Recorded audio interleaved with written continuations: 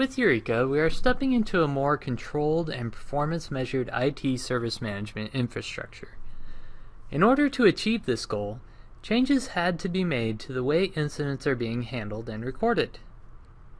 Before we begin, I'm going to update my interface a little bit to give me some more room to work with. First, I'll minimize the logo with the hide arrow in the top right.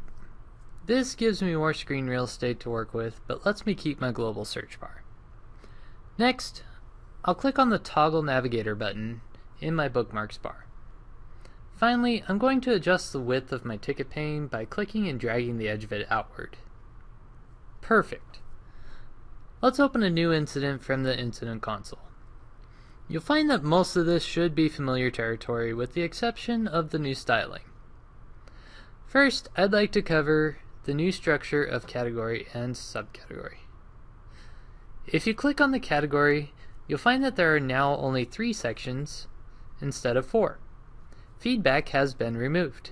If your customer does call or visit exclusively to provide negative or positive feedback, create a ticket for them and flag it as a general inquiry.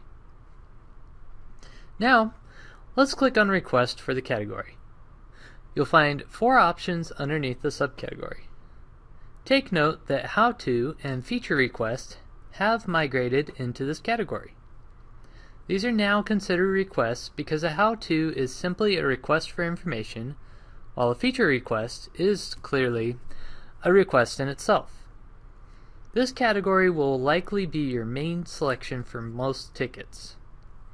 Request New type requests are reserved when a customer is requesting a new service or product. For instance, someone needs Acrobat installed on their machine for the first time, or a customer would like to have a new laptop ordered for their department.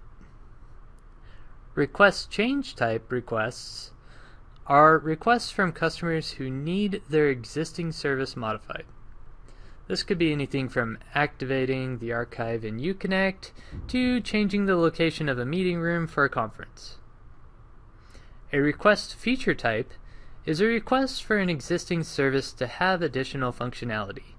These requests could range from adding extra options to Gradebook and SmartSite to adding a stocks ticker in my UC Davis. A request How To type request is exactly as it sounds. A student could call requesting information on setting up their Davis mail, or a professor needs assistance with signing in to their At Your Service online. Let's move on to the next category, Service Disruption.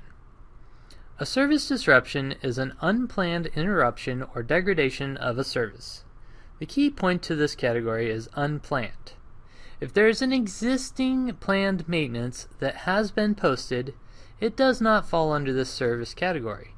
The process for someone calling about a service outage due to a planned maintenance would be to direct the customer to the status page for a listing of all upcoming service disruptions due to maintenance.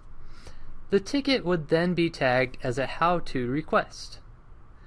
The reason for this important distinction is for keeping department service level agreements.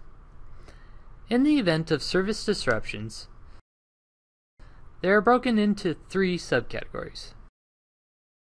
These are complete, partial, and performance degradation. Service disruption complete is used when a hosted service or equipment is completely inoperable. Some examples would be the CAS authentication server has stopped working, or a customer's computer will not turn on due to a power supply failure. Service disruption partial is used when an expected service is working, but for some, but not everyone, or not all the features are functioning properly. For instance, a building switch has stopped working, and a portion of the campus staff is unable to connect to the network, or a printer is out of cyan ink but prints grayscale sheets just fine. Service disruption performance degradation is a reduction in the expected quality of service.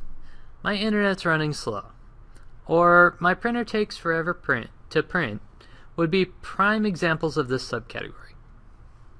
And finally, we have the easiest of all the categories, general inquiry.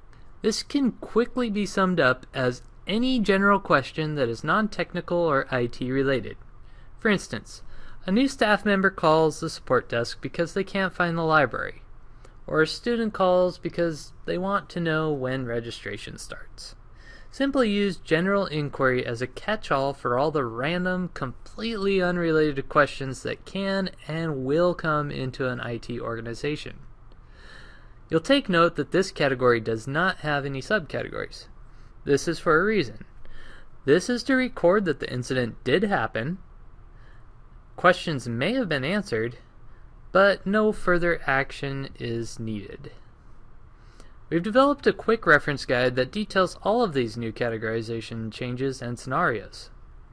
As part of the development of this training, there will be a test on SmartSite exclusively on this portion of the training. In the next video, I'll be covering impact and urgency.